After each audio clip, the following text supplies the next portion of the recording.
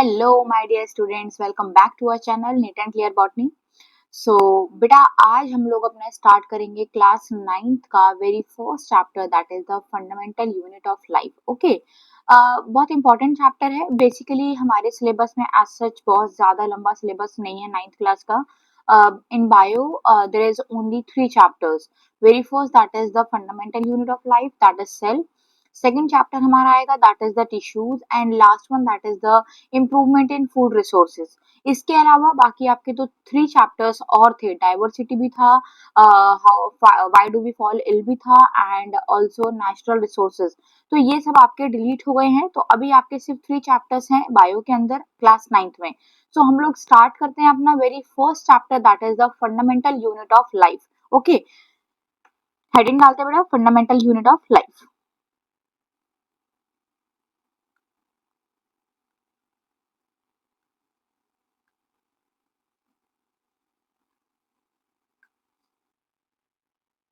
Fundamental unit of life, ठीक है। Basically अगर मैं आपसे पूछूं कि कौन सा ऐसा ऑर्गेनिज्म है, कौन सा ऐसा हमारा स्ट्रक्चर है जो सबसे ज्यादा छोटा स्ट्रक्चर, जिसके बिना अगर हम लोग कहें कि इससे छोटी कोई चीज अगर हो सकती है और वो अपनी इंडिपेंडेंट एग्जिस्टेंस को भी इंश्योर करता है, तो वो सिर्फ और सिर्फ हमारा एक सेल ही है।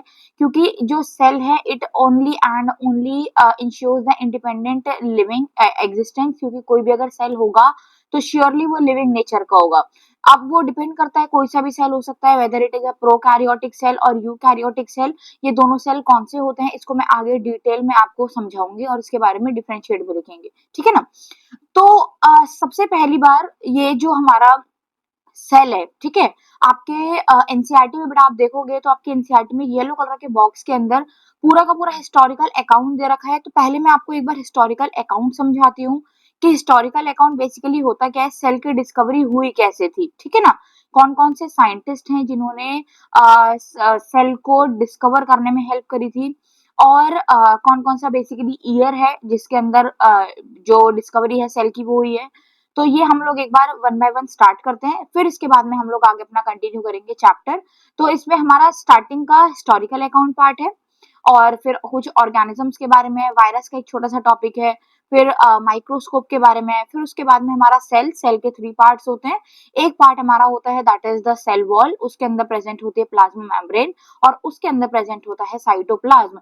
साइटोप्लाज्म में प्रेजेंट होते हैं बहुत सारे सेल ऑर्गेनेलीज, जिनकी वजह से कोई भी सेल अपना फंक्शन ठीक से परफॉर्म कर पाता है, ठीक है ना। तो स्टार्ट करते हैं हम लोग अपने यहाँ पर, that is the historical account.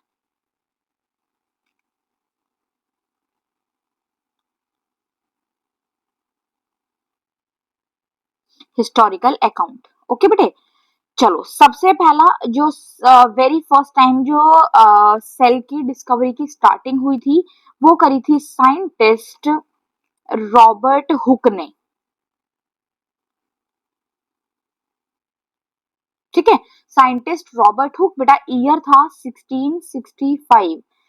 1665 में रॉबर्ट हुक ने क्या करा था, इनके पास इनका ओन डिजाइंड माइक्रोस्कोप था, ठीक है, अपना ही डिजाइन माइक्रोस्कोप।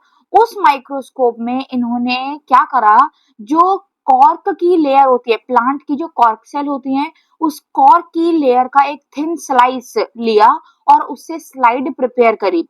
स्लाइड प्रिपेयर करने के बाद में जो उन्होंने खुद से ओन डिजाइन माइक्रोस्कोप इनके पास था, उसके अंदर इन्होंने उस स्लाइड को रख के देखा, और जब इन्होंने देखा तो इनको एक अलग सा स्ट्रक्चर नजर आया। मैं अभी आपको बताती हूँ वो स्ट्रक्चर हमारा कौन सा था। तो इन्होंने क्या करा था, he cut a thin slice of cork, ठीक है, कॉर्क की थिन स्लाइस को कट किया, स्लाइड को प्रिपेयर किया, स्लाइड को बेटा प्रिपेयर किया, एंड ऑब्जर्व किया, observe under his own designed microscope,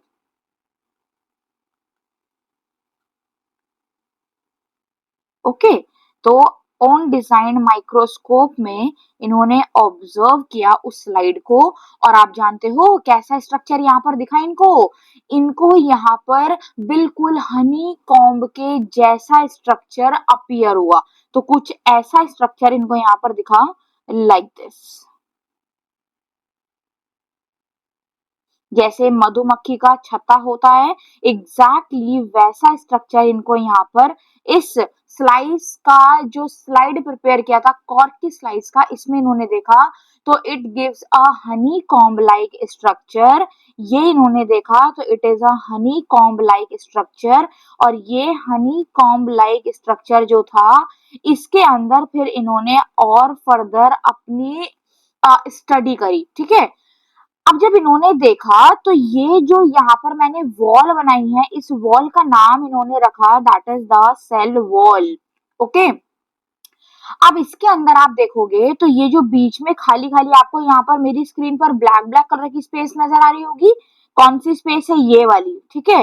ये जितनी भी स्पेस है, ये सारी यहाँ पर क्या थी, that is the empty spaces they are present, ठीक है। यहाँ पर क्या हुआ, एम्प्टी स्पेसेस, खाली जगह प्रेजेंट थी।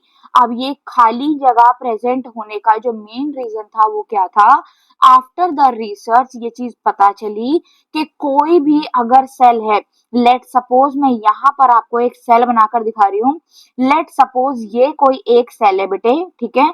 इस सेल के अंदर जो डॉट वाला स्ट्रक्चर होता है, इसको हम लोग बोलेंगे this is known as cytoplasm, this is known as cytoplasm, ठीक है। सपोज इसके अंदर ये रहा न्यूक्लियस, इसके अंदर सारे में न्यूक्लियस का फ्लूइड प्रेजेंट होता है, इसको हम लोग बोलते हैं न्यूक्लियोप्लाज्म, ठीक है। तो इसको हम लोग बोलते हैं nucleoplasm. Together cytoplasm and nucleoplasm is equal to protoplasm, ठीक है। तो यहाँ पर जो चीज देखने मिली वो क्या थी कि जो यहाँ पर कॉर्क स्लाइस जो प्रिपेयर करी थी, इसके अंदर एम्प्टी स्पेसेस क्यों क्रिएट हुई, क्योंकि जो सेल के अंदर लिविंग मटेरियल प्रेजेंट होता है दैट इज द प्रोटोप्लाज्म, ये प्रोटोप्लाज्म डीजेनरेट हो गया, ठीक है। क्या हुआ, ये protoplasm it will get degenerate, and due to the degeneration यहाँ पर एम्प्टी स्पेसेस का फॉर्मेशन होना स्टार्ट हो गया, जिसकी वजह से ये जो सेल यहाँ रॉबर्ट हुक ने डिस्कवर किया था, this cell it is a dead cell, ठीक है। क्यों था डेड सेल, क्योंकि यहाँ पर लिविंग मटेरियल सेल के अंदर जो होता है वो ही एब्सेंट था। ओके, अब जब सेल के अंदर कोई लिविंग चीज ही एब्सेंट है तो सेल तो लिविंग नहीं होगा, तो श्योरली ये सेल कैसा था, this is a dead cell. So surely credit goes to the for the discovery of dead cell, that is the Robert Hooke, and discovery of cell wall, that is also credit goes to the Robert Hooke. Got my point? So इसको लिखते हैं बेटा हम लोग, I think ये आपको समझ में आ गया होगा, दिस इज वेरी इंपॉर्टेंट। सो यहाँ पर he discovered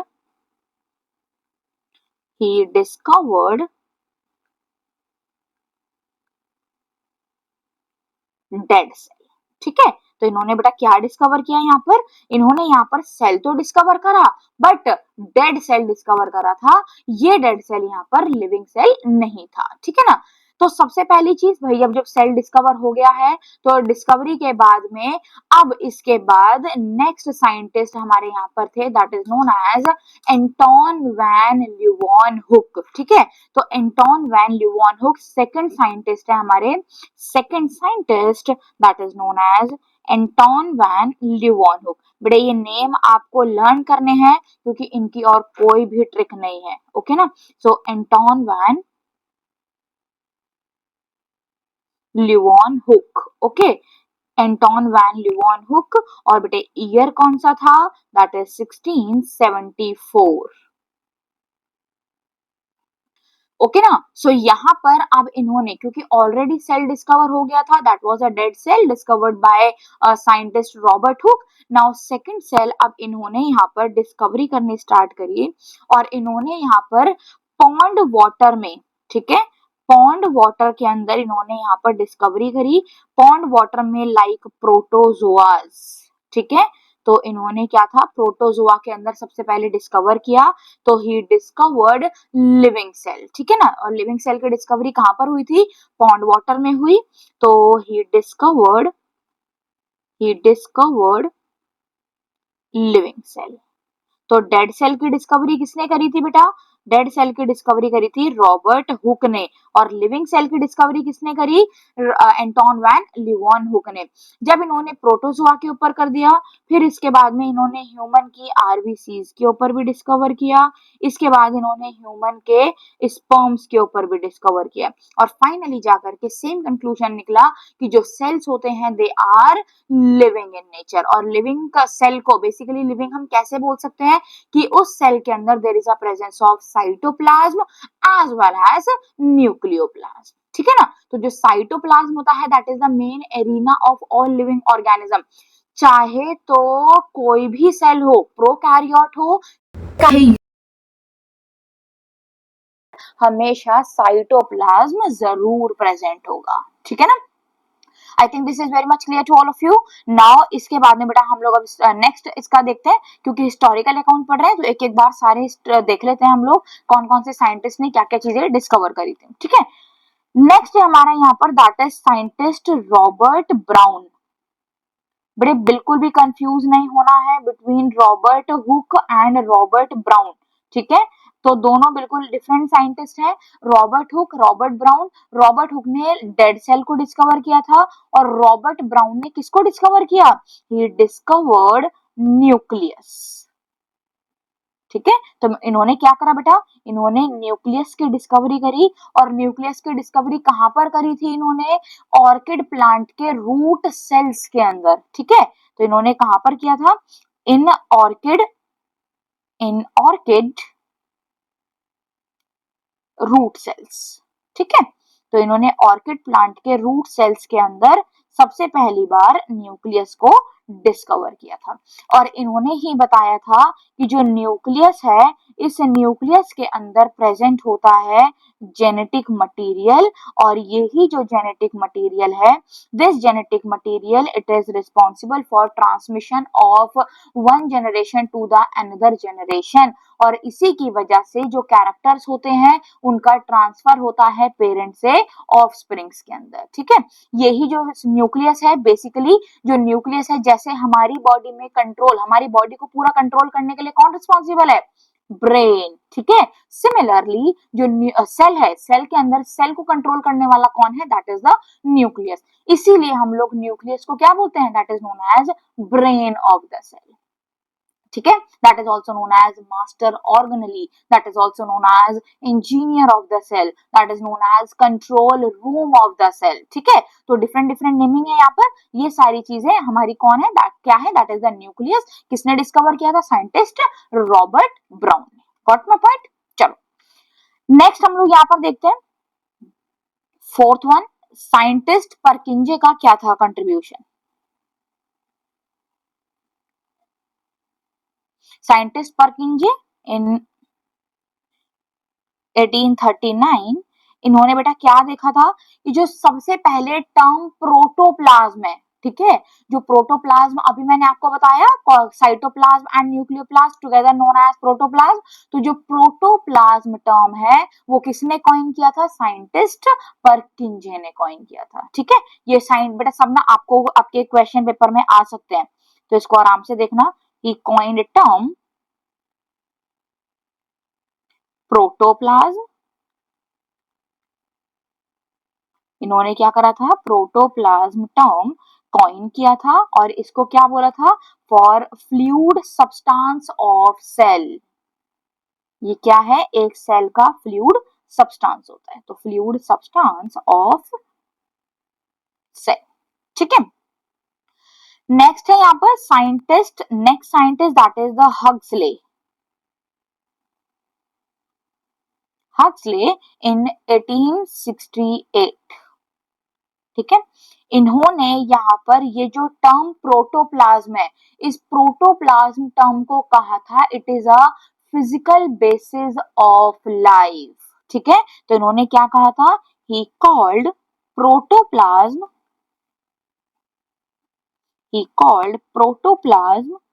as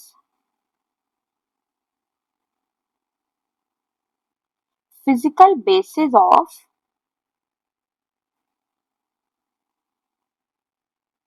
लाइफ। ठीक है, तो सेल का जो फिजिकल बेसिस बेसिकली क्या है, वो दैट इज द हमारा प्रोटोप्लाज्म। तो बिना किसी भी प्रोटोप्लाज्म के कोई भी सेल लिविंग नहीं हो सकता है। ठीक है, सो ये थे हमारे यहाँ पर साइंटिस्ट का कंट्रीब्यूशन। नाउ इसके बाद में हम लोग यहाँ पर देखेंगे कि सेल की थ्योरी कैसे आई थी। ठीक है, तो नेक्स्ट हेडिंग डालते हैं हम लोग, that is the cell theory.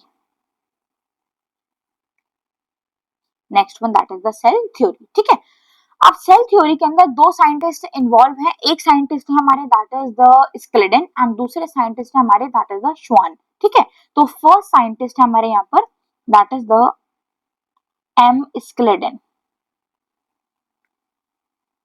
M Schleiden in 1838। ठीक है, ये कौन है? He was a German botanist.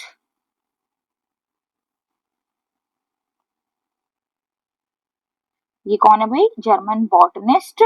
इन्होंने क्या करा था? जर्मन बॉटनिस्ट है, बॉटनी का मतलब क्या होता है? प्लांट। तो यहाँ पर ये जो स्क्लेडन है बेटा, इन्होंने क्या करा था? बहुत सारे नंबर ऑफ प्लांट को ऑब्जर्व किया, उनको एग्जामिन किया और एक ही चीज देखी कि जितने भी नंबर ऑफ प्लांट्स हैं, all of the plant they are made up of cells. ठीक है, तो इन्होंने क्या देखा? All plants are made up of cells, कि जितने भी प्लांट्स हैं वो सारे के सारे कैसे बने हुए हैं? वो सेल से बने हुए हैं। So all plants are made up of cell। ठीक है, इसके साथ साथ एक चीज और भी थी कि जो सेल है, जैसे सपोज ये प्लांट सेल है, तो प्लांट सेल में this is outermost layer known as cell wall. ठीक है, और इसके अंदर एक और लेयर प्रेजेंट होती है, इसको हम लोग बोलते हैं cell membrane. This is known as cell membrane और it is also known as plasma membrane। तो बड़ा ध्यान रखना, कभी कभी आपको कंफ्यूजन भी हो सकती है कि सेल मेम्ब्रेन और प्लाज्मा मेम्ब्रेन क्या अलग अलग है? तो no, both the cell membrane and plasma membrane they are same, सिर्फ नेम डिफरेंट है। और नेम जो डिफरेंट है वो क्यों है? क्योंकि डिफरेंट डिफरेंट साइंटिस्ट ने ये नेमिंग करी है। ठीक है ना, सो ये था यहाँ पर स्केलेटन का contribution, that is all the plants they are made up of cells. इसके बाद था हमारा second contribution, that is about the scientist Schwann. ठीक है, तो टी श्वान इन 1839। ठीक है, ये कौन थे? ही was a British zoologist.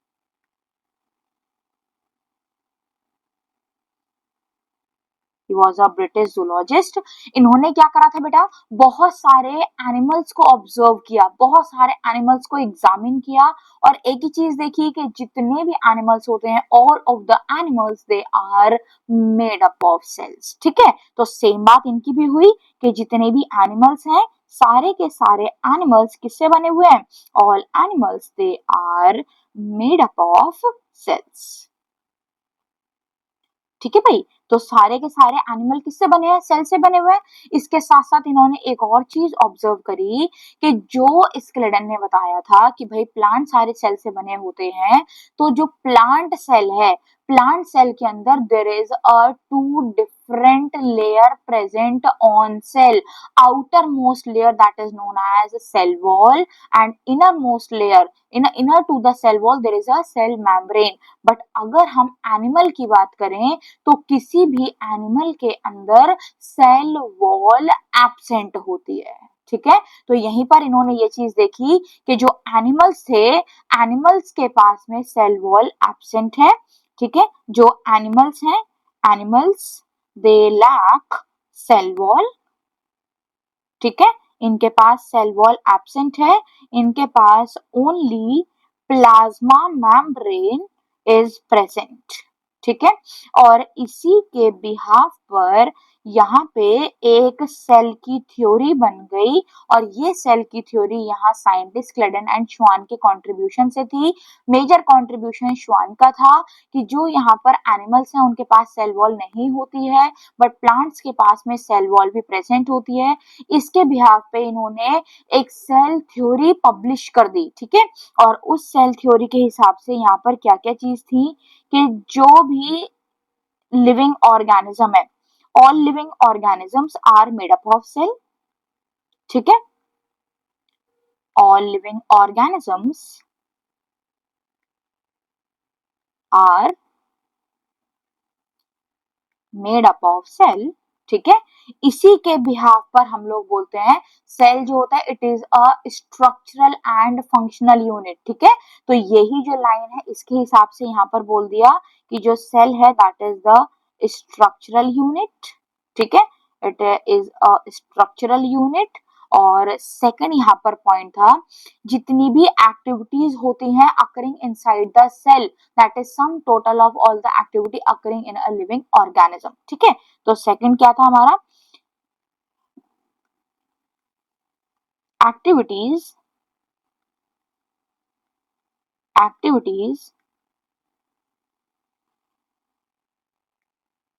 occurring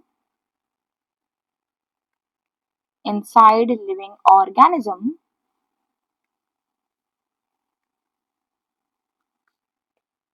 is sum total of all the activities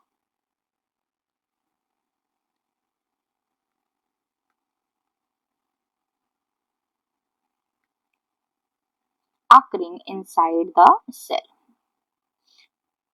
ठीक है। तो इसके बिहाफ पर यहाँ पर हम बोल देते हैं जो सेल है that is the functional unit. और इसी के बिहाफ पर हम लोग बोलते हैं कि जो सेल है that is the basic structural and fundamental unit of all living organism. So यही हमारे पॉइंट्स थे जो सेल थ्योरी के थे।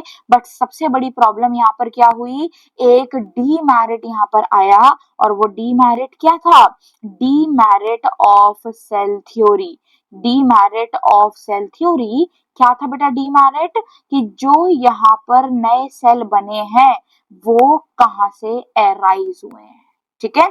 तो डीमेरिट क्या था, how new cell arise, how new cell arise, new cell कैसे एराइज हुआ है।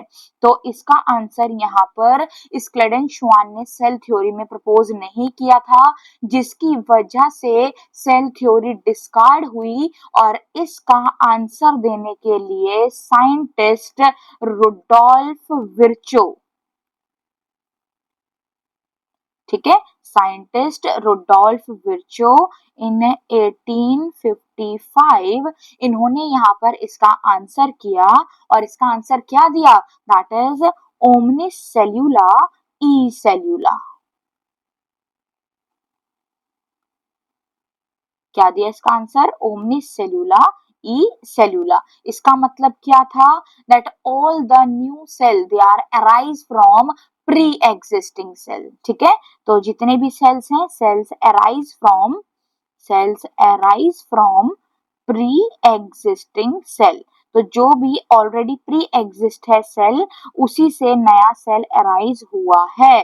तो ये यहाँ पर लाइन थी, ये किसने दी, रुडोल्फ विर्चू ने, जिसकी वजह से सेल थ्योरी का नेम चेंज हो गया। और उसके बाद में आया मॉडिफिकेशन ऑफ सेल थ्योरी, ठीक है, मॉडिफिकेशन ऑफ सेल थ्योरी। और इस सेल थ्योरी का नाम जो चेंज हुआ that is known as law of cell lineage, ठीक है। इसको हम क्या बोलने लगे,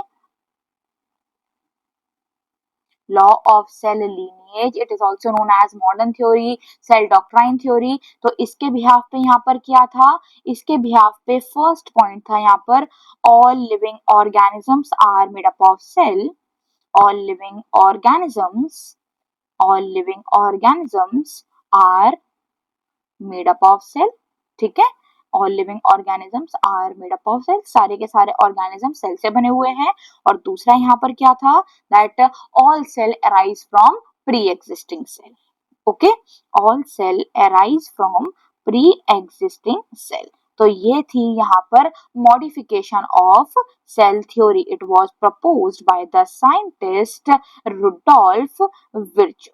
ठीक है, तो ये था यहाँ पर all about the historical account, कैसे कैसे करके नया सेल अराइज हुआ, कैसे कैसे करके कौन कौन से सेल हमारे आए हैं, उनका क्या क्या रोल है, ये सारी चीजें हमारी डिफरेंट डिफरेंट साइंटिस्ट ने यहाँ पर कंट्रीब्यूट करके बताया था। ठीक है, तो यही सब चीजें थी जो हम लोग यहाँ पर देखते हैं।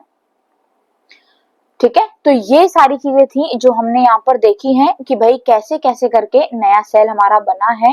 तो ये सब था हमारा about the historical account. Now आगे हम लोग प्रोसीड करते हैं, that is about the organisms. ठीक है, सो नेक्स्ट हेडिंग हम लोग यहाँ पर डालते हैं, that is the organism.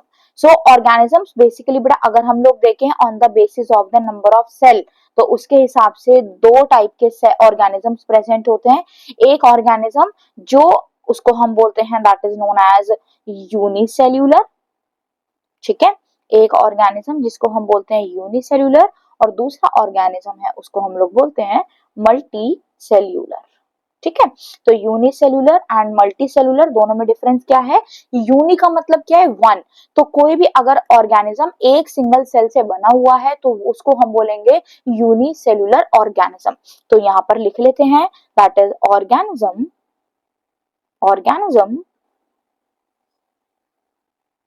made up of single cell.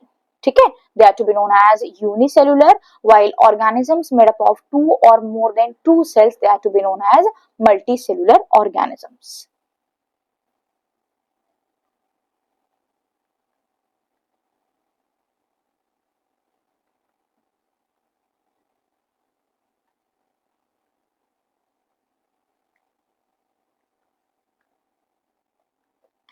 अगर मैं आपसे यहाँ पर यूनिसेल्युलर ऑर्गेनिज्म का बेटे एग्जाम्पल पूछूं तो क्या बताओगे? सबसे कॉमन एग्जाम्पल यहाँ पर है, दैट इज द जितने भी हमारे बैक्टीरिया हैं, all of the bacteria they are unicellular. ठीक है, तो सारे के सारे हमारे बैक्टीरिया किससे बने हुए हैं? एक सिंगल सेल से बने हुए हैं। इसके अलावा अगर आप यहाँ पर देखो तो that is the amoeba, that is Chlamydomonas. ठीक है, बस इतने ही एग्जाम्पल याद कर लेना, इससे ज्यादा अभी फिलहाल आपको जरूरत नहीं है। ठीक है ना। नेक्स्ट है यहाँ पर हमारा मल्टी सेल्यूलर। तो मल्टी सेल्यूलर के एग्जाम्पल जितने भी बेटा हमारे एनिमल्स हैं, सारे के सारे animals, all of the plants, ठीक है, फंजाई, ये सब हमारे क्या है? Multi cellular organisms. Got it? Clear हो गया बेटा सबको ये? चलो नाउ इसके बाद में आपकी एक छोटी सी लाइन है एनसीईआरटी के अंदर अबाउट द वायरस। ओके, तो भाई वायरस बहुत इंपॉर्टेंट है, आपको पूछा जा सकता है कि वायरस क्या होते हैं। मेरा आपसे एक क्वेश्चन है कि अब मैं इतना पढ़ने के बाद में unicellular, multicellular, prokaryote, eukaryote, about the cell, इतना सब पढ़ने के बाद में आप मुझे ये बता सकते हो कि जो वायरसेस होते हैं, वायरसेस आर यूनिसेलुलर और मल्टीसेलुलर, आर प्रोकैरियोट और यू आंसर अगर किसी को पता हो तो बड़ा एक बार कमेंट सेक्शन में जरूर बताना। बाकी मैं जरूर बता देती हूँ कि viruses they are neither unicellular nor multicellular. Virus कोई भी एक सेल है ही नहीं, ना वो प्रोकैरियोट है ना वो कोई यूकैरियोट है, तो वो कोई सेल नहीं है। इसीलिए हम लोग वायरस के लिए टर्म यूज करते हैं, that is the acellular structure. ठीक है, तो वायरसेस क्या होते हैं? That is they are acellular. ठीक है, ए सेल्यूलर का मतलब क्या है? जिसके अंदर सेल एब्सेंट होता है। So viruses they are acellular, इनके पास में अपनी कोई भी मशीनरी प्रेजेंट नहीं होती। ये क्या करते हैं? जब तक ये कहीं भी नॉन लिविंग ऑब्जेक्ट में प्रेजेंट है, किसी भी जगह पर प्रेजेंट होते हैं, तो उस टाइम पर ही अपने आप को ये नॉन लिविंग हो जाते हैं। ठीक है, और जैसे ही इनको कोई लिविंग होस्ट मिलता है वैसे ही उसकी बॉडी के अंदर जाकर के लिविंग हो जाएंगे। लिविंग होते के साथ ही हमारी बॉडी का ही जो मशीनरी सिस्टम है, ब्लड है, सब कुछ यूज करेंगे और अपना जेनेटिक मटेरियल को रेप्लिकेट करके अपनी कॉलोनी को बढ़ाना चालू कर देते हैं, जिसकी वजह से जाकर के इन्फेक्शन कॉज होता है। तो कोविड में आपने ये देखा ही था बेटा कि चाहे वो नोज से गया, चाहे वो माउथ से एंटर करा, जाकर के कहां पर टारगेट किया, लंग्स को, ठीक है। तो जो लंग्स है, लंग्स के अंदर जो भी लंग्स पे बेसिकली स्टिक कर गए और स्टिक करने के बाद में जो भी वहां से उनको न्यूट्रिशन मिलता चला गया, उस न्यूट्रिशन को लेते चले गए और अपनी कॉलोनी को बढ़ाते चले गए, जिसकी वजह से लंग्स में बहुत ज्यादा इंफेक्शन कॉज करना इन्होंने चालू कर दिया था।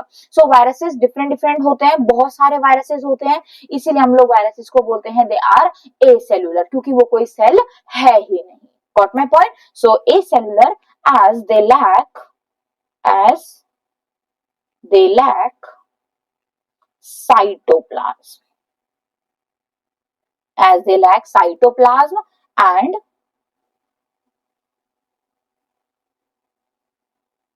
membrane bound cell organelles। ठीक है बेटे, चलो इसके बाद में एक लाइन और लिखवा देते हैं आपको कि इनके पास अपनी कोई मशीनरी नहीं होती है, दे यूज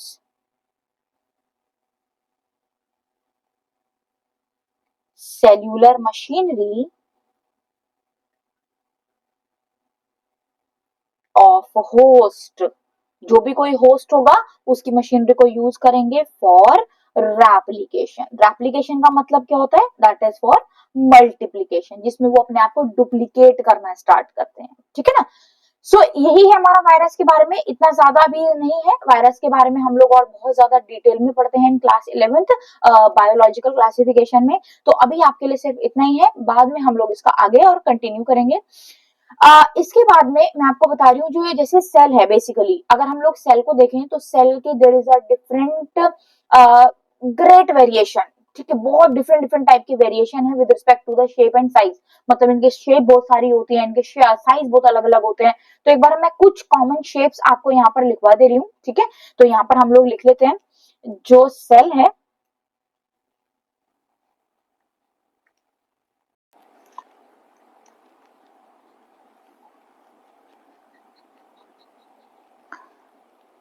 ये कुछ शेप्स हैं, मैं आपको लिखवा रही हूँ, इनको बड़ा बाय हार्ट लर्न करना, ठीक है। कोई भी क्वेश्चन आ जाता है, सिंगल 1 मार्क क्वेश्चन आएगा आपको इसका। फर्स्ट वन, जो अमीबा है, अमीबा, WBCs, ठीक है, इनकी कैसी शेप होती है? They are irregular in shape, ठीक है। इनकी शेप कैसी होती है? इरेगुलर शेप होती है। इसके बाद में अगर मैं आपको लिवर सेल की बात करूं तो लिवर सेल की पॉलीगोनल शेप होती है। अगर मैं आपको बेटा एग की बात करूं, एनिमल एग की, तो उसकी शेप कैसी होती है? स्फेरिकल शेप होती है, ठीक है, स्फेरिकल शेप होती है। अगर मैं आपको बेटा नर्व सेल की बात करूं, जो हमारा नर्वस सिस्टम जिससे पूरा बना हुआ है, नर्व सेल, तो वो कैसा होता है? दैट इज इलोंगेटेड, ठीक है। अगर मैं आपको स्मूथ मसल सेल्स की बात करूं, ये स्मूथ मसल्स, ये सब बड़ा हम लोग नेक्स्ट चैप्टर टिश्यूज में पढ़ेंगे, ठीक है। तो स्मूथ मसल्स की अगर मैं बात करूं तो ये कैसी होती है? स्पिंडल शेप, ठीक है, इसकी कुछ इस तरीके से शेप होती है, लाइक दिस, ठीक है, इस तरीके से इसकी शेप होती है। नेक्स्ट वन, अगर हम लोग बात करें यहाँ पर आरबीसीज की, तो आरबीसीज की शेप कैसी होती है? That is discoidal, that is discoidal shape. करें यहाँ पर 7, दैट इज जर्म सेल्स। तो जर्म सेल्स, इनके अंदर बेसिकली जर्म सेल्स क्या, स्पर्म्स हो गए, ओवम, ये जर्म सेल्स हमारे होते हैं। तो इनकी शेप कैसी होती है? They are cuboidal in shape, ठीक है। अगर हम लोग यहाँ बोन सेल्स की बात करें, बोन सेल्स की, तो इनकी शेप कैसी होती है? That is stellate. और अगर हम लोग यहाँ पर फैट सेल्स की बात करें तो उनकी शेप कैसी होती है? That is elliptical. ठीक है, तो ये कुछ शेप्स हैं बेटे, इन शेप्स को एक बार आप लोग लर्न कर लेना, काफी इंपॉर्टेंट है। जो लास्ट की 3-4 हैं उसके बारे में ज्यादा क्वेश्चन पूछे जाते हैं, तो इसको आप लोग ठीक से देख लेना। ठीक है, आपके एनसीईआरटी में डायग्राम बने हुए हैं, इनको आप देखोगे तो आपको बहुत अच्छे से समझ में आ जाएगा सारी चीजें। नेक्स्ट हम लोग यहाँ पर देखते हैं, that is the size of cell.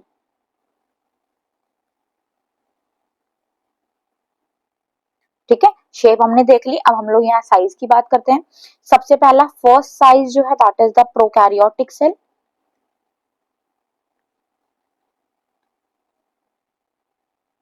Prokaryotic cell, ठीक है, अगर हम लोग प्रोकैरियोटिक सेल की बात करें दैट इज अराउंड 1 से 10 माइक्रोमीटर। ठीक है, 1 से 10 micrometre. Second one about eukaryotic cell, about eukaryotic cell, अगर हम लोग यूकैरियोट्स की बात करें तो इट इज नियर अबाउट 5 से 100 माइक्रोमीटर। काफी बड़े सेल होते हैं यूकैरियोट प्रोकैरियोट्स के कंपैरिजन में। ठीक है, नेक्स्ट वन अगर हम लोग यहाँ पर बात करें, स्मॉलेस्ट बैक्टीरिया कौन सा होता है, स्मॉलेस्ट बैक्टीरिया, प्रोकैरियोट्स में सारे बैक्टीरिया आते हैं बट ये भी एक बैक्टीरिया है, स्मॉलेस्ट जो सबसे छोटा बैक्टीरिया है उसका नाम है माइकोप्लाज्मा। ठीक है, उसको माइकोप्लाज्मा बोलते हैं हम लोग। It is also known as PPLO, और जो इसका साइज है कितना होता है दैट इज 0.3 माइक्रोमीटर। ठीक है, सबसे बड़ा, ठीक है, अगर हम लोग यहाँ पर बात करें next one that is the largest isolated cell. सबसे बड़ा सेल कौन सा है, लार्जेस्ट आइसोलेटेड सेल, तो वो क्या है हमारा, दैट इज द ऑस्ट्रिच का एग। ठीक है, जो ऑस्ट्रिच का एग है वो सबसे बड़ा होता है, और जो इसका साइज है नियर अबाउट 18 सेंटीमीटर लॉन्ग होता है। ठीक है, नेक्स्ट वन सबसे लंबा, सबसे बड़ा सेल, ठीक है, लॉन्गेस्ट, जो लॉन्गेस्ट सेल है वो कौन सा है, that is the nerve cell. और ह्यूमन के केस में nerve cell it is up to 90 centimetres long. ठीक है ना, तो ये कुछ अलग अलग टाइप की शेप्स हैं यहाँ पर, साइज, शेप एंड साइज मैंने आपको लिखवा दिया in case of the cell. तो जो सेल है हमारे बेसिकली बहुत सारी डिफरेंट डिफरेंट टाइप की शेप साइज का वेरिएशन रखते हैं। सो ये हमारा है बेटा आज का अपना जो कंटेंट था। इसके बाद में हम लोग अपना कंटिन्यू करेंगे about the plasma membrane. Plasma membrane में complete active and passive transport. Passive transport में आपको डिटेल में मैं ऑस्मोसिस और डिफ्यूजन समझाऊंगी, और उसी ऑस्मोसिस के अंदर मैं 3 टाइप्स के सॉल्यूशन आपको बताऊंगी, that is the hypertonic, hypotonic and isotonic. That is very very very important. Okay ना, till then thank you so much, take care all of you, bye. आपको बेटा अगर अच्छा लगा हो तो सब्सक्राइब माय चैनल, ठीक है, कमेंट करना, शेयर करना मत भूलना। Till then take care, bye.